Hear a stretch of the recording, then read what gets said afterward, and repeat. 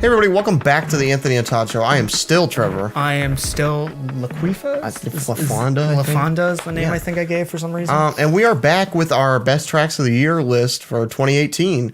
And you can catch the first half of the video on the screen at the end. Yeah, but it's also going to be in the description. I'll put it at the top. Oh yeah, it'll be there as well. I would try to use the YouTube tag things, but I've never used those before in my life, so I won't. Without further ado, these are the 25 to number 1 best songs of the year. Yep. Starting with number 25, the Flatbush Zombies with Headstone. This is, in my opinion, the best way to do an old heads shout out track. Yeah. Flatbush Zombies. Or just like a reference track. Yeah. Flatbush Zombies, I feel like, are just bridging the gap between these old heads and these new rappers that we kind of talked about a little bit in the last video, and we've talked about before on the show. Just kind of the disrespect that's going on between the two camps. Flatbush have been inspired by anybody from 3 6 Mafia to Eminem to Outkast, Kurt Cobain. Yes, I mean literally any hip hop artist they have probably had some sort of inspiration from. But the fact that their verses so flawlessly incorporate album names and artist names and song names and all sorts of just references to hip-hop's past without coming off as like overly cheesy or hey, let me see how many artists and songs I can name at one time to prove my cred. Like, no, Flatbush Zombies, I think, did a reference track in an amazing way. Not to mention their hook on this track with Michi Darko's just gravelly, like he's got a lot of mucus in his throat sound. Like he needs to take some Mucinex like ASAP. But yeah, this track, it's very like pop rappy, but at the same time, it still has that psychedelic edge that Flatbush Zombie works with. It's both like contemporary hip hop, but taking it to a little bit of an experimental edge, which I really enjoy. That Flatbush does with a normal amount of work, and I think Eric Elliott, Zombie Juice, and Michi Darko all have distinctive parts that are distinctively catchy to their own right. Number 24, we got Metro Boomin with 10 Freaky Girls featuring the one and only 21 Savage. Yeah, this was surprising because 21 Savage is an artist that I didn't really care for a lot, and it took a while for him to grow on me, and as time goes on, I appreciate him more and more, and we just reviewed his latest album, and I like that, but this was the thing that really kicked it for me. This was the one I'm like, okay, I fully understand why I like 21 Savage, because he's charismatic, he's awkward like a Little Yachty, but he actually has legitimacy to actually make a lot of references to like drugs and crime, because that's PlayStation. And the PlayStation, but that's also the thing, that's the area he grew up in, that's his life, that's actually a story where something like Lil Yachty doesn't actually have. He'll rap about it, but there's no like edge to it that makes it seem realistic. Like 21 Savage is very genuine to himself while still having a lot of traits that lean up with traditional trap rappers. Like, it's nice to see that he is a bit weird, a bit different among the curve for everyone else. Awkward but lovable, like abrasive and awkward but lovable. And he comes across just kind of as like an everyday man. Not to mention the production on here by Metro Boomin, I think, is incredible. Putting Savage over a soul track or soul sampling is a great decision that I never would have made on my own. With the very epic triumphant horns on the hook. Also, 21 Savage is dropping some of his most funny lines on here. Slam Up like Randy is one of the best. Also, I used to Uber Eats when I wanted seafood. Now I call, what is it? No, I used to use EBT when I wanted seafood. Now I call Uber Eats when I want Kiku. I just think it's just stupid, and I enjoy it so much. 21 Savage is lyrically in his prime. He is all of us.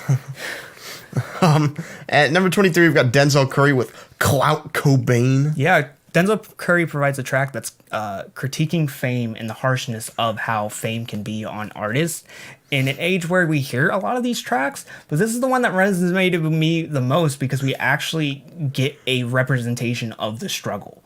Artists like JAD have done a good job, and Anderson .Paak have done an interesting performance, but this is the one that like hit with me the most because it feels like Denzel Curry is just presenting himself as a clown. Like, he's just an artist, and for us, he's just a clown. He's just entertainment. He's just there for our enjoyment, essentially, and like nobody cares about the personal lives like behind a lot of these artists. But I also feel like this is another very relevant critique in this day and age of fame and the lengths that people would go for fame, comparing himself to like Kurt Cobain. Obviously killed himself, but you know, he's got his clout goggles on, so like who really cares? Yeah, it's also like it's interesting because the themes of this kind of carnival that come in through the production, that come in through the music video, I think actually make this peak the most hitting, the most hard hitting, and you just get this different style on the album. I think the keys emphasize that the most. Yes. And I like how it just brings us visuals of like, what if Kurt Cobain was like a trap artist? He was. Like, that would be really interesting. But I like, love Kurt Cobain. Denzel's Curry's Smells Like Teen Spirit. Smells like sumo.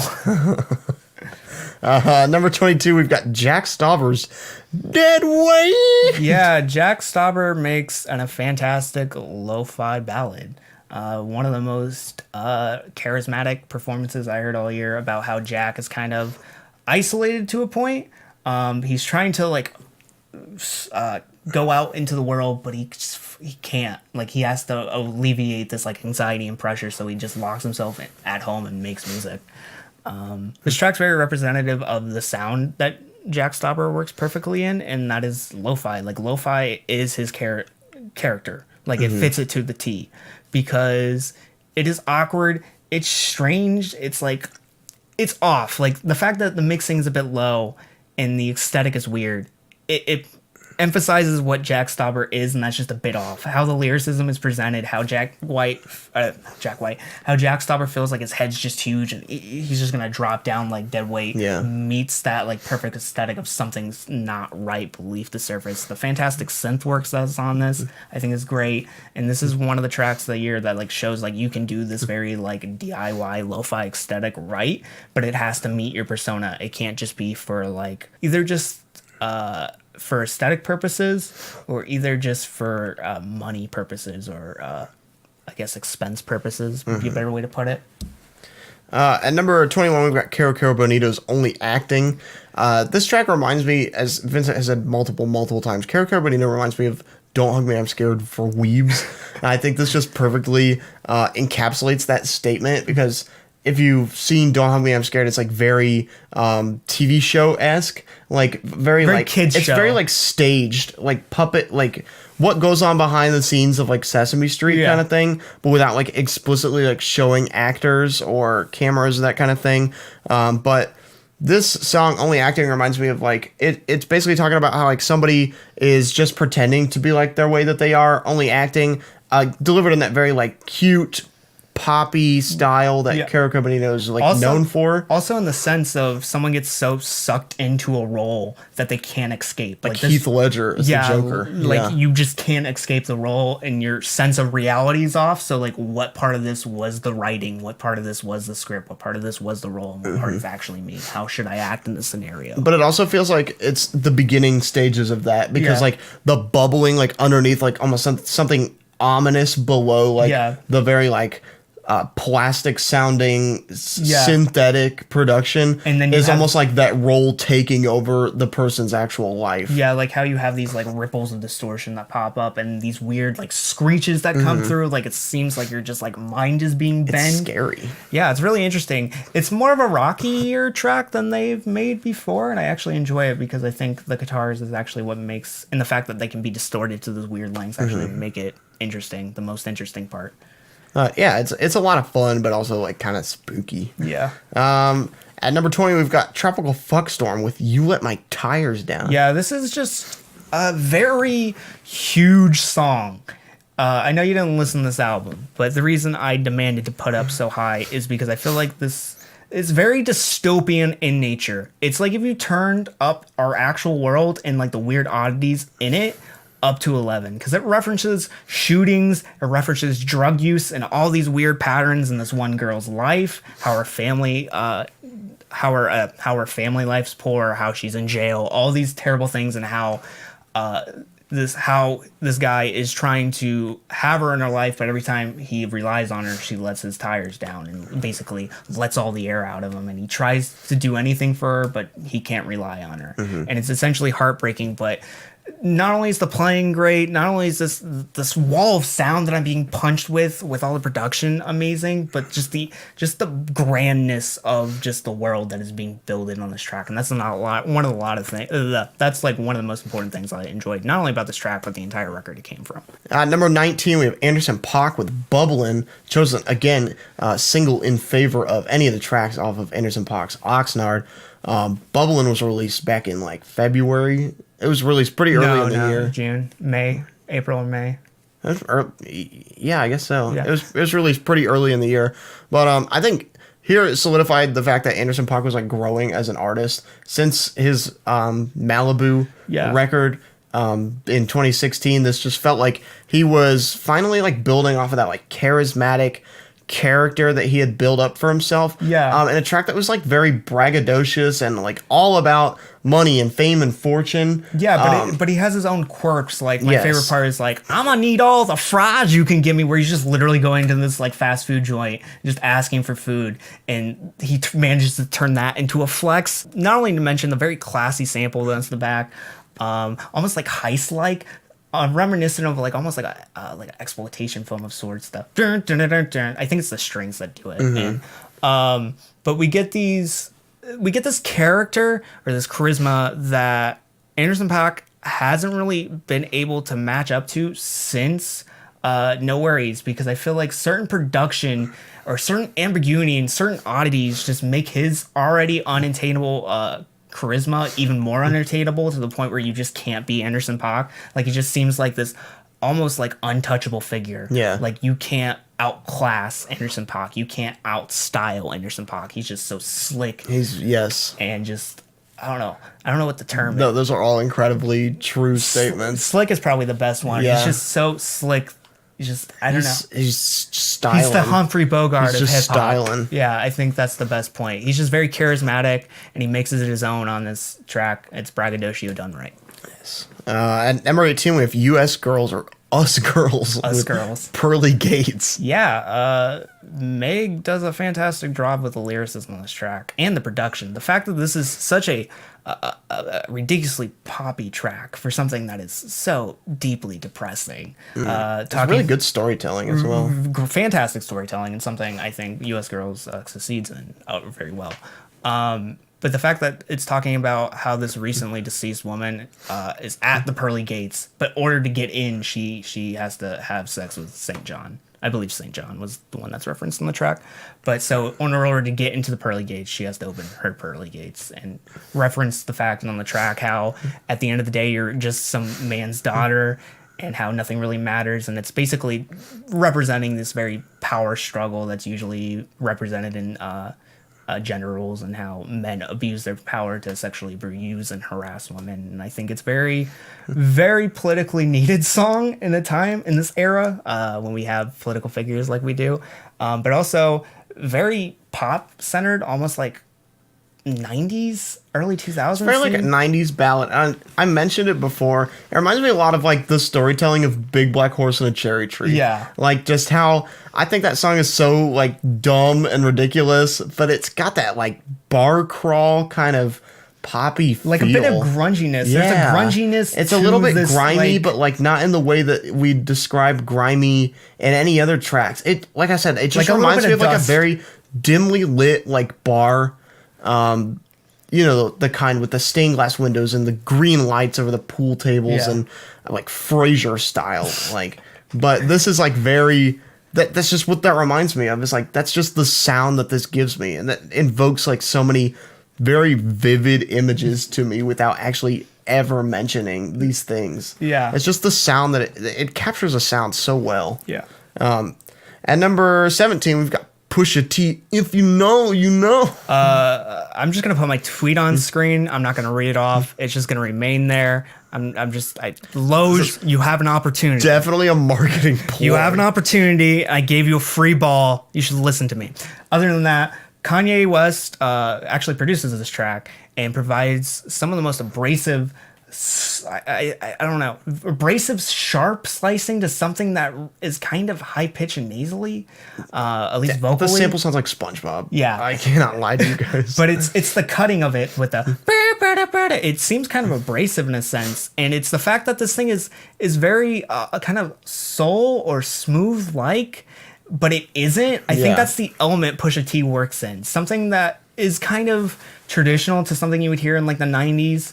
Something like a Wu-Tang track sampling matters. But without trying to live in the past, I feel like. No, but it's like that, but it's kind of like distorted a little bit, or basically it's like a pie, but you like slice it weird, so it's like half of it is... You cut like a square right in the middle of it. It's just off, and that's what makes it, I guess, taste different or feel different. Even though Pusha, I feel like, is still rapping about the same stuff. Yeah, he's always been rapping about on this track. I feel like now it holds more credibility because it's over more interesting production than like he's ever been over. But it also has one consistent narrative talking about you only know what I'm talking about if you're the same person. Which is weird because I know what he's talking about and I haven't dealt drugs. He describes it so well. I feel like I was there. I felt like I've dealt drugs before. I also bought the wrong tennis balls for the wrong sport.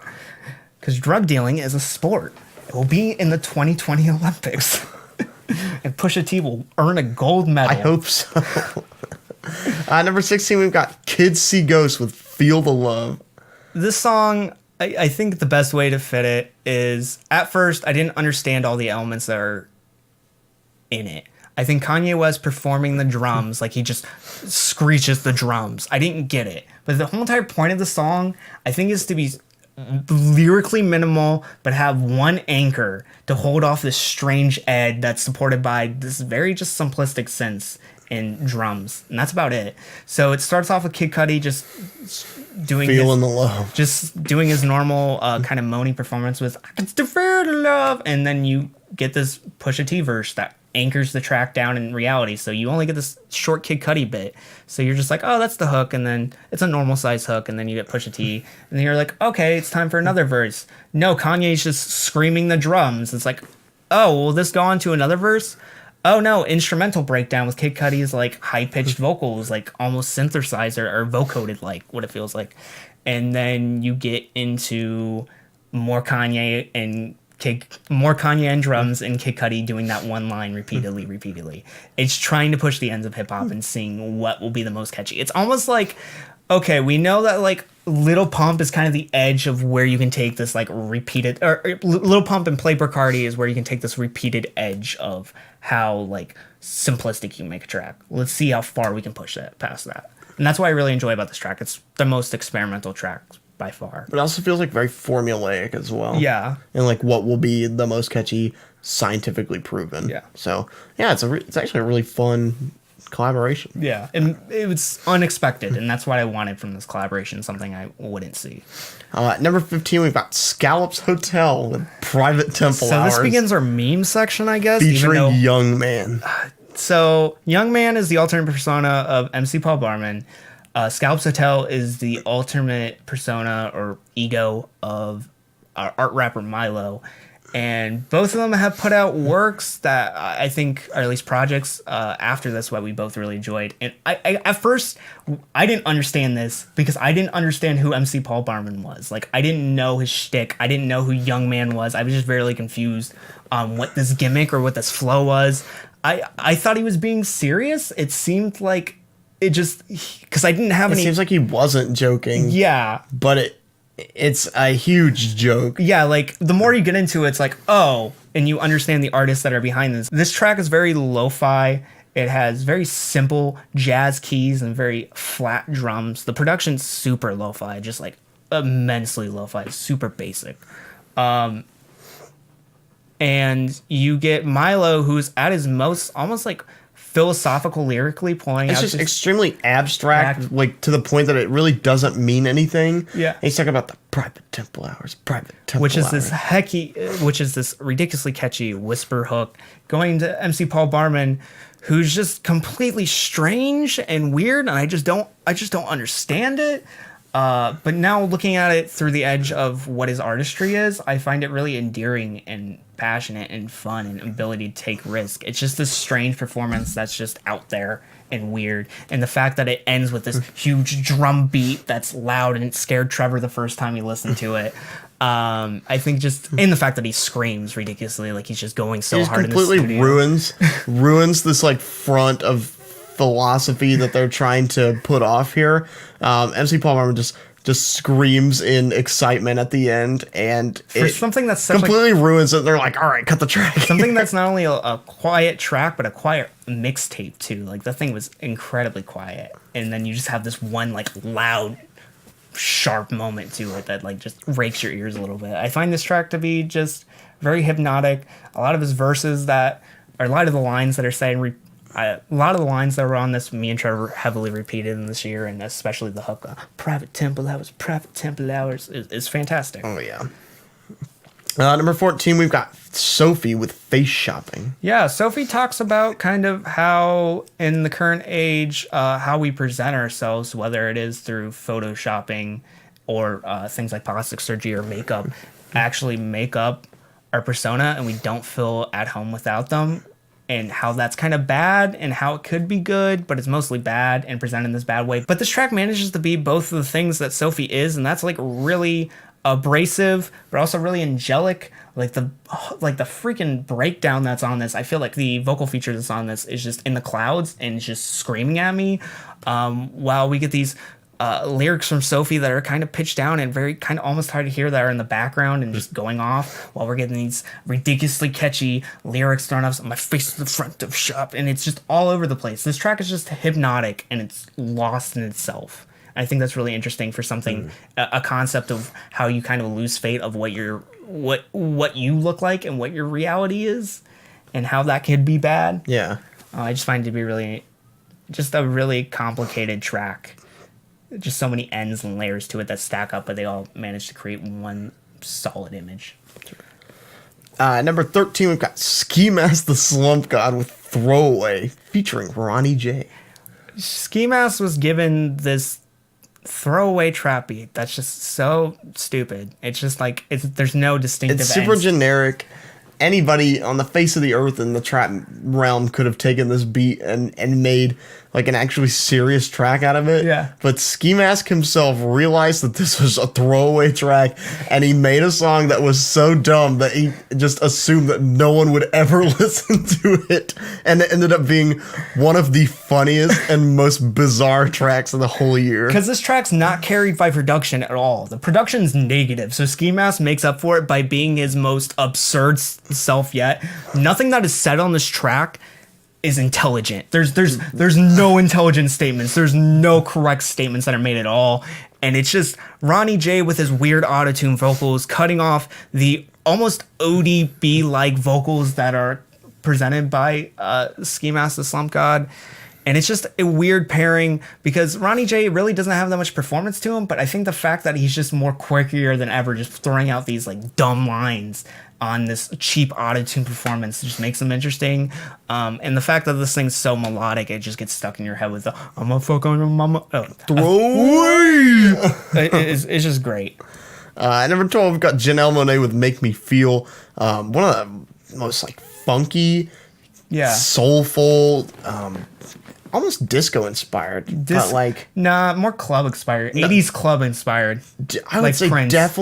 Definitely that riff at the beginning reminds me a lot of like just that funky disco groove. Yeah. But Janelle Monae really carves a name for herself in making this track. I just feel like it just overly catchy. Like it didn't need to go this hard, but it really, like I said, made a name for itself. Really made something special out of it. Yeah, the fact that not only is this track a throwback, but the fact that Prince actually wrote some of the synth chords and the synth percussions on this are really nice, especially past his death. I think it's really interesting that he's actually tributed in this weird sense. Someone is carrying on his legacy. Yeah, but I would say after that, the main focus of this track, like the fact that Prince wrote the guitar riffs for it, ended up synth. Or the synth progression for it, that ended up being, I feel like, an afterthought after Janelle Monae put her own charismatic performance over the top of it. It's not charismatic. It's what I like so much about Monae. It just seems wholesome. It just, because she's just talking about how she has this crush on someone, and she can't explain it to how this person, she can't explain to him how they make her feel. So she just wants to show her how this person makes her feel. And it's nice, and it kind of was one of the tracks that kind of put this spin where it's like, okay, Janelle, are you something more than straight? And the traces of it are nice, and it's nice that afterwards she came out as pansexual, and we get these bold, which really fit the theme of this really bold, colorful track. And the music video is intelligently sexy, and that's definitely one of the themes that is done right on this track. It's kind of it's kind of filthy in a sense, but it's flaunting. It's like calculated. It's not doing it for like filth reasons, or it's not doing it to make money. It's calculated for the sense of doing it to the point where people will be disinterested. It's doing it just enough, just a little bit. So it's teasing in a sense. I find that to be really interesting. Next we've got at number 11, Trippie Redd's Taking a Walk. Okay. Juice WRLD with Lucid Dreams, that's a good song. I enjoy it. But this is the best emo rap track. Hands down. Hot take, but hands down. Scott Storch provides the fantastic key melody that is on this. Actually coming back into revival after a drug addiction and losing a lot of money. Scott Storch is obviously the person that has worked with artists such as like The Roots and Dr. Dre. He's made the classic melody that is known for Still Dre, the da, da, da.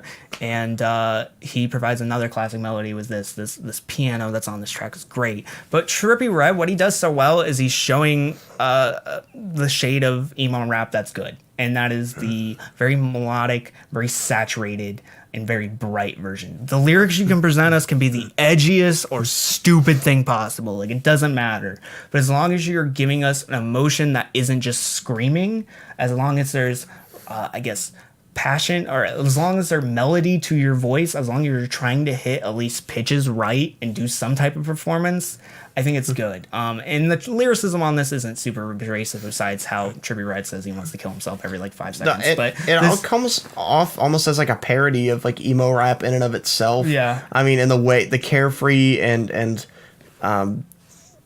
just like dumb way that Trippie is talking about like suicide and, oh, I bet my coffin would be really nice. Like, just like dumb stuff like that. But like, it comes across actually as a good, while it is like a caricature of emo rap, it comes across as actually a really good example of the genre. And it shows as long as performance outweighs lyricism. And that's a thing that's very prevalent in emo music. But it's better when lyricism outweighs performance, but this is one of the examples that it could be the other way around. This year especially was one of the key years where it's like, oh yeah, you can flip the two. You can have better performance. Playboy Cardi is another great example of that. Yes. And getting into our top 10, at number 10 we have Parquet Quartz with Wide Awake. Yeah, this song is just all about being woke. It's a rock track with like almost Mardi Gras flair to it. Yeah, it reminds me a lot of like the Rio de Janeiro Carnival kind type of feel. Deal. Like confetti parade, a Tinker Tape parade type vibe. It's very both aware that it's a satire and also not. It's almost like this isn't as much as a satire of being awoke as it is just an example of how people use the term woke. People have this idea of that you need to be aware of your surroundings, how you need to be aware of your environment, or else the people are going to get out to get you. You're going to get got. If you're not woke, you're going to get got. Dead. You're dead, essentially. But I think on this version, Parquet Quartz use like how like the meme version is, where a bunch of just like white teens say they're woke, but really they're just catering to a general parade of sorts, a general march of people who have actually no idea what they're talking about. And since they're part of this collective hive mind, they are not woke because they're not themselves. Yeah, they're in the hive mind. The fact that the lyricism is so basic and repetitive. Oh, it's super repetitive, but extremely simple song, but also extremely catchy. Makes it off like this is just a collective hive mind marching down the streets saying they're woke, but in reality, since they're not themselves, they're not anything. Number 9, we've got Earl Sweatshirt with Nowhere to Go. Yeah, Earl gives us an update on his life, and essentially how he's kind of still stuck in this place. Basically, he's stuck in this tornado of production that is surrounding him, and sometimes the production will overpower him. Sometimes he'll be louder than the production. It's just this kind of like constant like wave of sorts, at least mixing wise, because it feels like it's just like this very like chopped and cut production where you get these segments where it's louder and quieter. But I think Earl delivers just a simple update and how he's still kind of lost in the world, even though after all this time he's been kind of such a highly praised figure, especially by a lot of teens that grew up in the Odd Future scene, how they praised him as like almost a lyrical king and how they mean so much to him. But that crown of king never gave him anything. He's still lost in his surroundings. At number 8, we have Kamasi Washington's Street Fighter Moss, one of the best inspirations for a track. So the idea behind this track is Kamasi Washington wanted to make a song in a world, a song presented in a world where people decided their beefs and their feuds through Street Fighter instead of like war or fighting. But it ends up actually just being a jazz track in the world of Street Fighter. In the world where Zangief is your next door neighbor, in the world where you go to the grocery store, Wow. Yeah, I'm sorry. In the world where you go to the grocery and you see M. Bison buying like V8 or some dumb shit because he's a communist, obviously. He only consumes red food. And then you go to like the bar, some dive bar, and M. Bison's beating up some teenager that said freedom isn't free just because he's a capitalist pig. That was really political for some reason. But it is in the world of Street Fighter, in just that actual environment. Kamasi Washington has fantastic retro synths that carry this track very thick and square. But other than that, it feels like a Kamasi Washington track. You get these grand choirs that are even made more epic by just the mesh of all the different sounds and tones and how it feels like a different world. You also get wailing saxophone from Kamasi. You get this fantastic key solo at the beginning that plays you in. I just think it's a fantastic jazz track that combines all these elements just fantastically together. Very much so. It's like I said, it's like a just great inspiration. I think he plays to that Street Fighter sound incredibly well. Like he's very much so done his research to make an accurate sounding track while also putting a really cool spin on it from his own personality. Number 7, we've got Lonnie Holley with I Woke Up in a Fucked Up America. Lonnie Holley is a sculptor and a weirdo. He's just a folk art maker, I think. Yeah, he's just an oddity because he's almost like a Charles Bradley figure where he's more popular now in his older state than he was at any other point in his career. He's a really late bloomer. But on this track, he's talking about the American dream and how for so long he's just kind of been in this adolescent state where he's just believed in it and he's just hoped it's going to come into fruition one day to the point where like there won't be any more violence in the world and everything will just work out. He's just finally waking up to the state where he's just like, oh yeah, this country's shit, the world's shit at the current moment, and I just gotta accept it. And he's talking about all these very like surreal and like abrasive just looks at how people like glorify things like the US-Mexico border wall and how people only really care about that, but they don't care about like other things that are happening in their own place, and how he's essentially just lost in something that he's believed in for so long and he doesn't know what will come of it. And the fact that this production is made in this almost like reflective void, more so now than I've used this term before, but like this one is just essentially nothing adds up.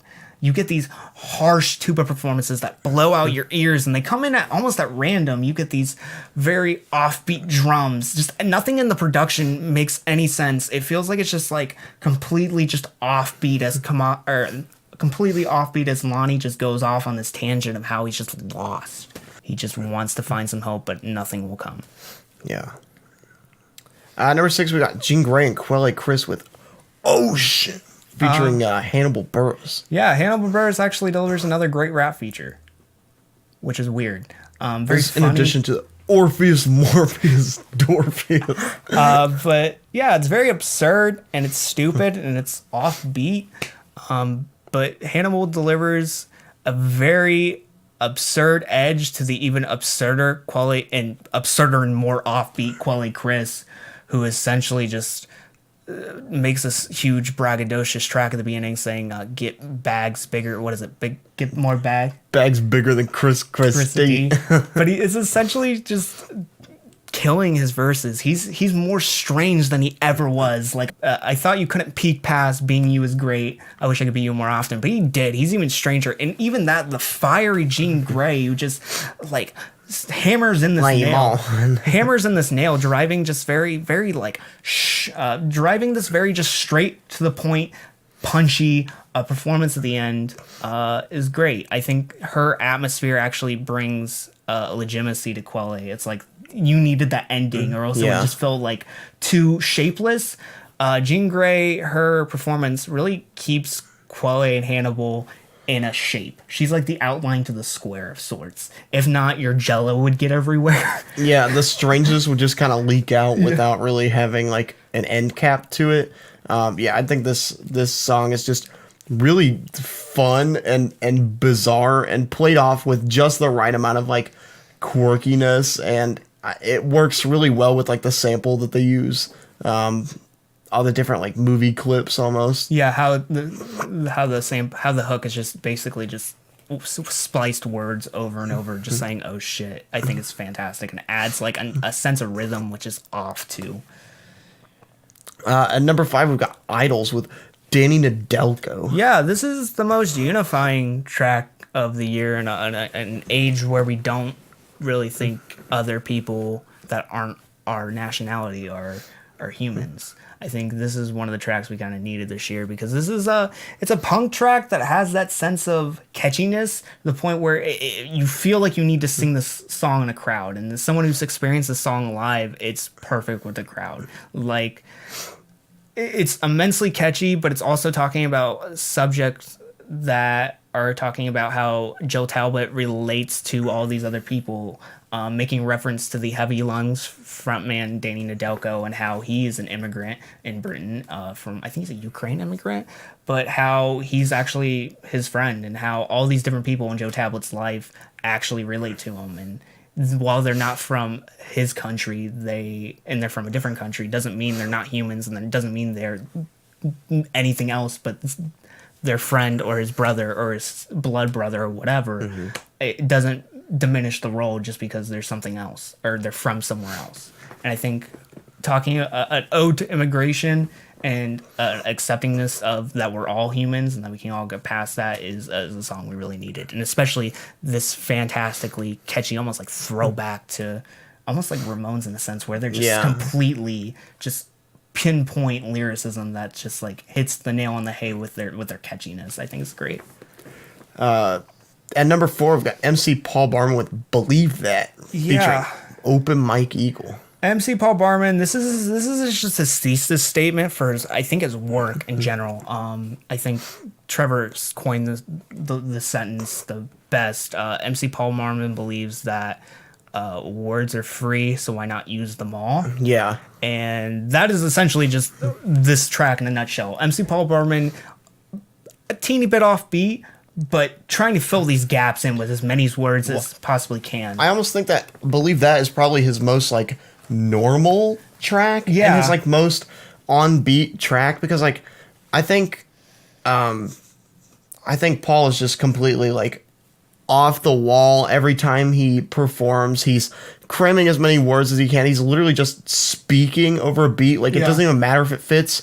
But like, "Believe That" shows that like, while he can be smart and he can be poetic, he can also be a good rapper as well, and he can hang tough with some of the best of them. And that only shows by the inclusion of the flawless transition from his verse into Open Mike Eagle's verse at the end. So soulful, just like you needed that other half side. I think that just like that transition works perfectly. Both of their verses are fantastic. I love how MC Paul Barman, usually he's very spoken wordish. On this, he's more just talking. He's a fast talker. That's about it. That's very to rhythm. I think that works really well. But also he's talking about things about how he doesn't want to move his family to Jersey, how he hates his neighbors, how his son will only eat like noodles three times per day. Noodle soup. It's just like there's so many like lines you can get off of this. Also, how his I think it's his recorder Memory Man dared him to get over this MF Doom beat, because this is MF Doom beat from one of the, I think, Special Herbs and Spices tapes, and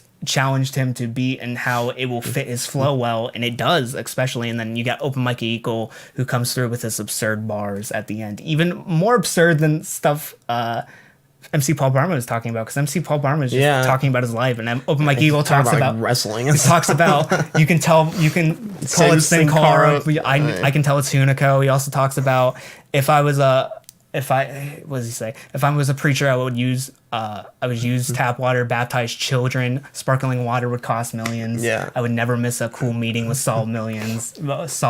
I just think it's great. Just two contrary to the norm styles of hip hop presented on the same track. Art rap and kind of spoken word poetic. I think it really works. Yeah. Number 3, we got JPEGMAFIA with Real. Yeah, one of the strangest samples of the year.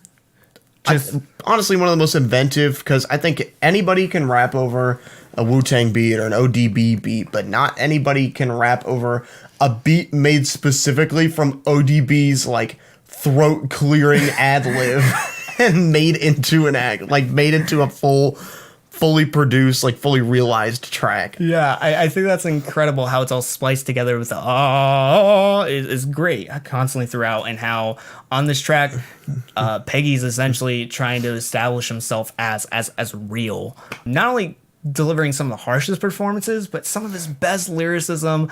AR built like Liam Dunham when AR built like Liam Dunham, when I shoot I don't miss. Crackers be singing like chorus, Choppa be changing their pitch, which is very important, because this track's all about how essentially kind of how hip-hop's a zeitgeist, and then a lot of people are going to the roles that aren't them. And essentially they're trying to be all tough and hood, even though that isn't them. Yeah. They aren't fitting these personas. That isn't them. And JPEGMAFIA is coming to his own and saying, this is me. I am a real person in the scene, and this is my sound. This is my aesthetic, and here it is for you. And essentially just being a fucking innovative artist and just completely insane on the track. Finally, at number 2, got Kanye West with Ghost Town. Honestly, I think one of the most heartfelt and powerful tracks of the year. Yeah, as well as one of the catchiest. Kanye coming off an opioid addiction and a bunch of manic tweets about Donald Trump, essentially, in the announcement of how he's suffering from bipolar disorder, essentially comes to terms and says, "Yeah, I'm at this point in my life. I feel free. Nothing's gonna hurt me anymore because I've been through all this," and basically accepts himself. This is a very free track where he just, there's nothing that can harm you. You're basically in the clouds. You're basically in the sky, just soaring. You're weightless. Your body is numb to a certain extent because you are free. You're breathless of sorts. I feel like a weird connection to this track because of the way that we have like followed Kanye's life throughout his music. Tracks like Through the Wire, where he's obviously like, coming off of a lot of like hardships, or tracks in 808s and Heartbreak about like death and how that leaves you in your life. Tracks like Only One, where he's like finally coming to terms with his mother's death, but like it didn't feel freeing, and it feels like now he finally has like accepted that fact, and he's accepted everything that's happened in his life and the way he is and the way he's built the way he's supposed to be, and he's doing what he's supposed to do. Yeah. This just feels like his soul has been like set free from all of these hardships. Yeah. I feel like weirdly proud of him. It's essentially, whether or not you believe in what Kanye says about whatever, I believe he is a good musical. I believe he is a musical genius, and this is one of the best examples, because this track, he essentially just frees himself. Yeah. He's like, okay, I suffer from bipolar disorder. I got it over an opioid addiction. nothing can touch me anymore. I'm off my meds. I'm at a point where I'm just gonna let whatever happens and not let it affect me.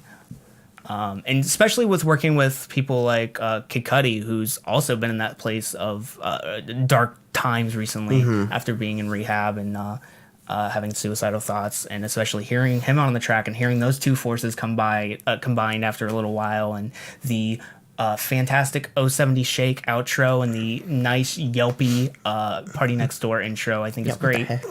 I think all these artists managed to create this freeing experience that's nice. And then finally, moving on to our number one top song of 2018. Could it be any other? Childish Gambino's "This Is America." It couldn't. This is a perfect track. I've said this before. Essentially, Childish Gambino brings what made the writing of Atlanta so good to hip hop. Yes, he brings it to a full audio form. This song is so rooted deeply in history and in research and in like actual facts and figures, but while also like bringing it out in a very like emotionally based style. Yeah, it's the Parquet Court's Wide Awake track, but done on a larger scale. Because in this track, it's not just the idea or the concept of being woke like the Parquet Courts was. It's it's showing basically a physical manifestation of how, especially in culture, in the modern day culture, whether it be just culture in general or specifically African American culture, this idea of partying and this lavish lifestyle and how you have to meet these gender restrictions, or how you need to meet this gender roles, and how you need to have this much money, and how you need to do this, you need to flex and all this stuff. How Gambino is essentially just coming off as someone who's just trying to sell you stuff. Yeah. He's just the biggest capitalist swine ever, a middleman of sorts to trying to get you to conform to these ideals. And then you get starting off from a more party vibe, a very soulful vibe, a very party and island vibe, cutting into a traditional trap vibe. That's basic production, but the production isn't what makes it special. It's Gambino going on top with the simplistic lyrics about how he is basically the synonym of what a modern day rapper talks about with braggadocio, but like as a form of you need to do this, this is how people should be flexing, you need to do it. And as well as having some of the most prominent like modern day rappers in the ad libs and in the background. I think production. He described it as the "We Are the World" of hip hop. Everyone from Big Sean to Quavo to 21 Savage to Block Boy Young JB. Thugs on there. Yeah. And this song's just completely out of control. It's all over the place. It's chaotic. Cutting between these two mediums, the trap and the tropical side. And in the end, the only person who's actually honest is Young Thug at the end. Because Young Thug's just saying what Young Thug always does, and I'm not saying it's good or bad, but he just delivers a Young Thug performance, and how certain rappers don't compare to him, and it'll just put him in the cage because they're just a dog. And I almost feel like that's kind of Young Thug kind of talking about the character the Gambino is putting up on and presenting on this track. But it's a really weird outro to something that is typically talking about how you need to live to this style of America and how America is just this way. You have to conform to these means or else you're not a part of it. It's a brilliantly written track that is basic. It does its most with like the most simple. It's the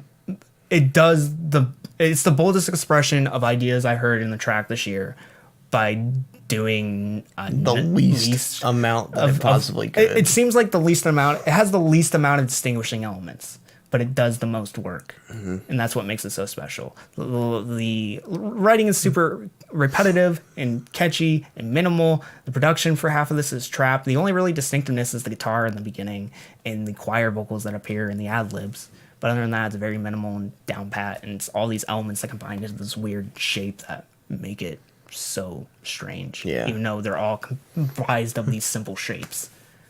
Yeah, this is a fantastic track. It's perfect.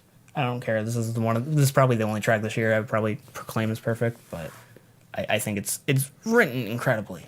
And the fact that Gambino is doing what I love so much about Atlanta, and that is the writing, and essentially like the surreal and absurd ends to it, really showcases on this track. It's And one thing I think you've kind of presented before is the fact that it ended up becoming such a huge party hit. He knew that it would be. And it became a huge meme too. Yeah. It's even more exemplifying of what America's all about. Yeah, I think he just hits the nail on the head because I feel like Gambino made such a... I don't want to say ridiculous in the way of like putting down the music video or like discounting what it is, but I mean like the dances he does and the way he presents himself and the environment that it's in and all the like weird, it's like Fortnite. all the weird stuff going on. Yeah, it is like Fortnite. I think like Fortnite in a very saw that and they were like, oh, we can proclaiming way. Yeah, I made a game out of the Childish Gambino "This Is America" music video. But like the music video, like he knew that he was like being memey enough that it would like become such a huge hit, like on Twitter or Instagram, and he knew that it was like catchy enough that it would be like a huge party hit, and it just completely exemplifies everything that he's talking about in the track. Yeah, and I think we got to leave it at that. That is our favorite song this year, and I think that's all I'm going to say about songs. So we'll move on to albums next. I'm really excited to get to that.